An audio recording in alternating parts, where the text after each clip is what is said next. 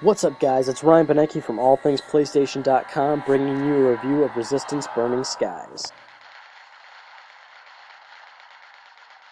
Burning Skies has a lot going for it. It's an established PlayStation franchise on the PS Vita, developed by Nihilistic, not Insomniac. It's also the first FPS game ever with two analog sticks on a handheld. The hopes are real high here, and unfortunately it falls short. Real short. I'm a huge fan of Resistance, so I was eagerly awaiting Burning Skies, but it's just wrong in every way imaginable. It doesn't feel like Resistance at all. We follow Tom Riley, a New York firefighter whom is looking for his wife and daughter after the Chimera make their attack on U.S. soil. The story's set up similar to Resistance 3 in the whole father-family sort of thing, but it hits all the wrong notes that Resistance 3 did hit. Tom Riley isn't fully developed. He barely talks at all, and when he does, he lacks that emotion that we should see from a man who can't find his wife and daughter. Like Joseph Capelli in Resistance 3, or any other video game character we care about, he lacks real emotion. Because mostly, all cutscenes featured other people talking, mostly about things that we already know. We don't need to be told again or a second time. There is no apparent leader with which to negotiate. It seems their sole purpose is only to annihilate the population. Since this is the first FPS game on a handheld with two analog sticks, I can gladly say it does feel awesome though. After playing FPS games on a PSP or a DS for over 6 years, it felt so natural to use my right thumb on that analog stick. It totally works, and I can see it working for other FPS games. You've got the weapon wheel in this game, which is awesome. There's also a more deep upgrading system to the weapons here, which is pretty nice. You've got 6 possible upgrades to choose from, and you're only allowed 2 at a time. You can make an upgrade whenever you find gray tech, which isn't really that hard to find. Most of the Resistance stuff is here. The Bullseye, Carbine, Hedgehog Grenades, Chimera Hybrids, Grims, and so on. But there are some new enemies that are welcomed additions.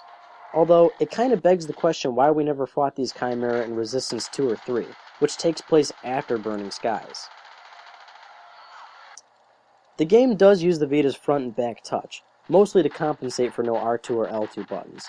Grenades and secondary fire is used through the touchscreen, and I can actually say it works well, mostly because when you're using them, the game slows down temporarily so you can use them properly. Since you'd have one hand completely off the device to make the tap or swipe, it makes sense that the action would slow down. It makes the touch controls actually usable.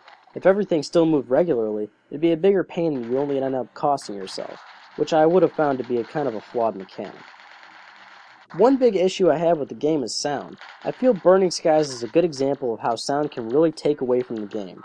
Throughout most of the game, music doesn't even play, which just kind of makes it sound boring. But what really bothers me is all the noise the guns make. Why do they sound like BB guns? These are guns we've been using on the PS3 since 2006. Why do they sound like this? Guns like the Bullseye and Carbine have sounded the same for years. So why are they different now? This may seem minor, but if you're a fan of the series, this really takes you out of the experience. How am I supposed to enjoy a Resistance game if it doesn't even sound like it?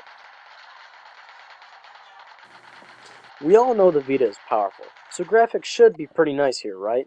Well, it's a hit or miss here. The gun detail looks great. The M2 Carbine and Bullseye look as good as they do in the PS3 versions, but the game kind of falls short everywhere else. Environments look washed out and not finely detailed. People don't look polished. They just kind of lack that detail that we're looking for. They're just kind of filled in with solid color. There's no dirt or grime on their clothes and garments. It's all very filled in cookie-cutter stuff. Lastly, there's multiplayer, and it's not that great either. I actually have a lot of fun with it when it decides to work, but so far my play sessions involve matchmaking issues and dropped games. When you're in it though, it's fun. I find it a lot of fun to swipe unlock my Vita screen and jump into a match much faster than a PS3 can, and being able to sit wherever I want in my house makes it really comfy.